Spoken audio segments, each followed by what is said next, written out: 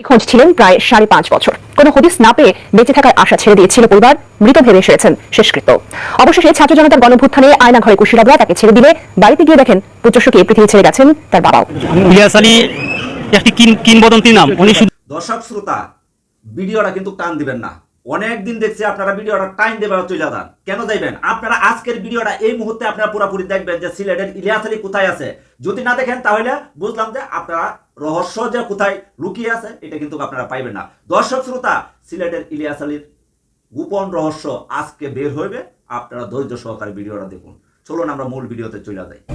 এনটিভির সাথে একান্ত আলাপে এমন সব দুঃসহ স্মৃতি তুলে ধরে মাইকেল চাকমা বলেন, 5 বছরে একবারের জন্য দেখা মেলেনি সূর্যের আলোর। জানান শেখ হাসিনা সহ জড়িতদের বিরুদ্ধে মামলা করবেন, প্রয়োজনে আন্তর্জাতিক আদালতে যাবেন। আরো জানাচ্ছেন মুহসিনুল হাসান। আবু সাইদ সহ যারা শহীদ হয়েছেন তাদের প্রতি আমার সেলুট, শ্রদ্ধা, সম্মান জানাই আমি।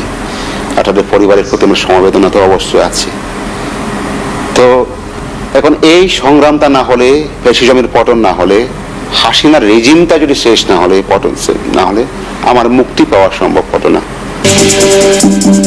2019 সালের 9 এপ্রিল পার্বত্য চট্টগ্রাম কেন্দ্রিক রাজনৈতিক দল ইউপিডিএফ এর মুখপাত্র মাইকেল চাকমাকে গুম করা হয় রাজধানীর কল্যাণপুর থেকে। সাদা পোশাকধারী কিছু লোক তুলে নিয়ে যায়। তোলার সাথে সাথে আমার সবকিছু নিয়ে নিল, যে আমার ব্যাগ, আমার মোবাইল ফোন, আর আমার চোখ বেঁধে দিল কালো কাপড় দিয়ে। ফেসবুক পাসওয়ার্ড, ফেসবুক ঠিক অ্যাড্রেস সব নিয়ে নিল তারা। এই যে চোখ বেঁধে দিল, আমি 5 বছর 3 মাস অন্ধকারের মধ্যে ছিলাম।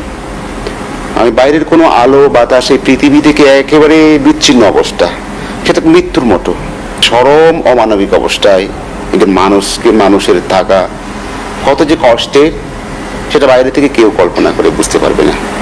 নিখোঁজ থাকায় বছরের পর বছর মাইকেলকে খুঁজেছেন পরিবারের সদস্যরা। প্রথমে আমাকে অনেক খোঁজাখুঁজি করেছিল তারা। আমার বোন ছিল ঢাকায় অনেকবার। কোথাও যেন একটা লাশ পাওয়া গেছে নারায়ণগঞ্জের ওদিকে, ওই লাশটা দেখতে গিয়েছিল মর্গে, কিন্তু না, তারা নিশ্চিত হলো না সেই আমি নই। এইভাবে খোঁজাখুঁজি করতে করতে করতে করতে তারা আর পরে খোঁজাখুঁজি করেনি।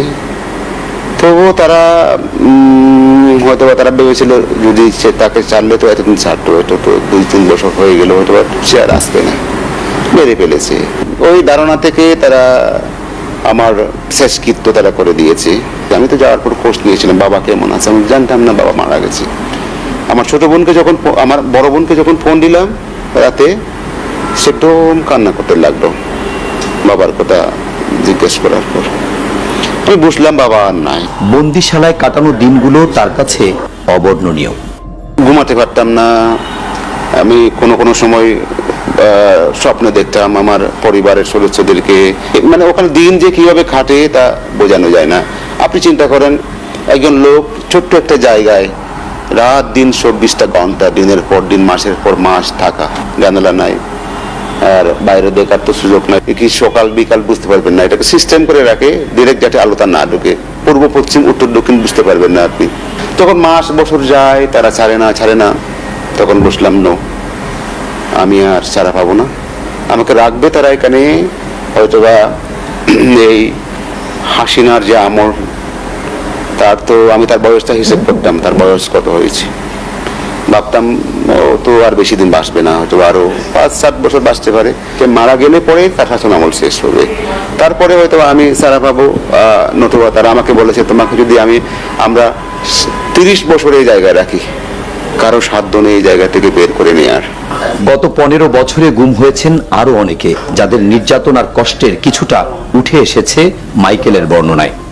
মানুষ ডিরেক্টলি দেখা যায় না, কিন্তু আওয়াজ শোনা যায়। মানুষ কান্নাকাটি করে, ওখানে কোনো লোক একেবারে উচ্চস্বরে কান্নাকাটি করতো। কোনো কাউকে শোনা যায় নামাজের সময় সে কান্নাকাটি করে। নানা রকম শব্দ শোনা যায়, তাদের আহাজারির শব্দ। প্যান চালু থাকলে তেমন শোনা যায় না। গোসলের সময় তারা একজনকে গোসল বাথরুমে ঢুকিয়ে দিয়ে আরেকজনকে টয়লেটে ঢুকায়, এরকম করে। মানে ওই দরজার মধ্যে একটা ছোট্ট হোল আছে, ওই হোল দিয়ে দেখা যায় যে অন্য একজন লোককে নিয়ে আসতে। তো এইভাবে আমি অনেক লোককে দেখেছিলাম। রুম থেকে বের করলে তারা চোখ বেঁধে দেয়, হ্যান্ডকাফ লাগায়, বাইরে কিছু দেখতে দেয় না।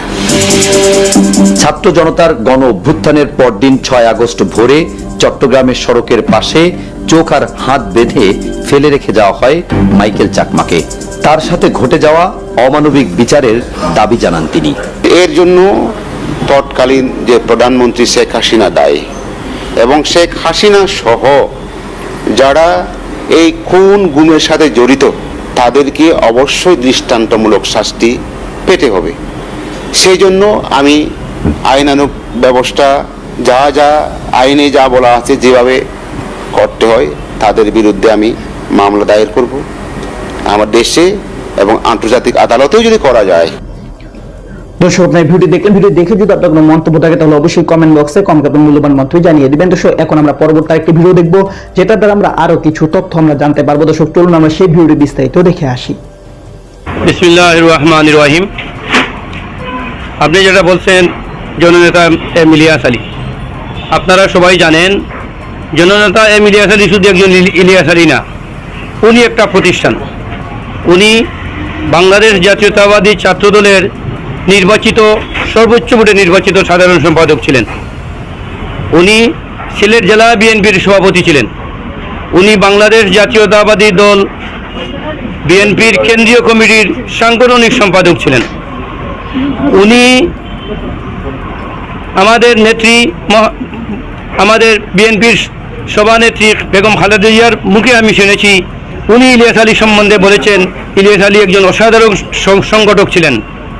সুতরাং এই মানুষ কিন্তু একজন মানুষ না, উনি কিন্তু একজন সাধারণ নেতা না। এই নেতা নাম প্রতিটা মানুষের, সিলেটের প্রতিটা মানুষের হৃদয়ের মধ্যে গেঁথে আছে।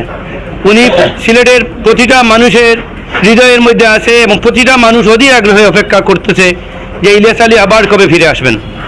আমরা দীর্ঘ 1 যুগেরও বেশি সময় ধরে ওনার জন্য অপেক্ষা করতেছি। আমরা বিভিন্ন মহলে বিভিন্ন জায়গায় তদবির করেছি, বিভিন্ন দাবি করেছি, মিছিল মিটিং করেছি। আমরা গত স্বৈরাচারী সরকারের কাছে অনেকবার বলেছি, কিন্তু আমরা কোনো ফলাফল পাই নাই। এই জন্য আমাদের একটাই দাবি, এখন সবচেয়ে প্রথম দাবি আমরা শুনেছি সেই স্বৈরাচারী সরকারের আয়নাগর থেকে এই আজমি সহ আর 9 জন আয়নাগর থেকে ফিরে এসেছেন।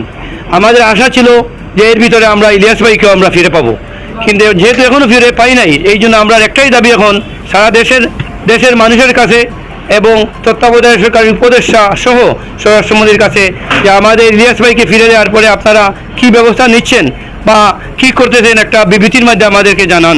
আমরা এই অপেক্ষা শুনেন। এই যে সরকার, স্বৈরাচারী সরকারের পতনের পরে অনেক রিউমার চলতেছে, অনেক ফেসবুকে অনেক গুজব চড়ানো হচ্ছে এবং বিভিন্ন সময় উদ্দেশ্যপ্রণোদিতভাবে বিএনপির বিরুদ্ধে, দেশের জনগণের বিরুদ্ধে, মানবাধিকারের বিরুদ্ধে বিভিন্ন জনের অপপ্রচার চলে, গুজব চড়ানো হয়। ফেসবুকে আপনি যা দেখেছেন এগুলা মোটেও সত্য নয়। আমরা নির্ভরযোগ্য সূত্রে আমরা চেষ্টা করেছি, আমরা অথেন্টিক যাতে রিপোর্ট পাই। আমরা যতটুকু জেনেছি যে বরখাস্তকৃত সেনাবাহিনী officer major general Ziaul Ahsan, আমার যতদূর বিশ্বাস আমরা মনে করি এই বরখাস্তকৃত মেজর জেনারেল জিয়াউল আহসানকে যদি জিজ্ঞাসাবাদ করা হয়, ওনার কাছে জানতে চাওয়া হয়, হয়তো আমরা একটা ভালো অবস্থানে উনি কোথায় আছেন আমরা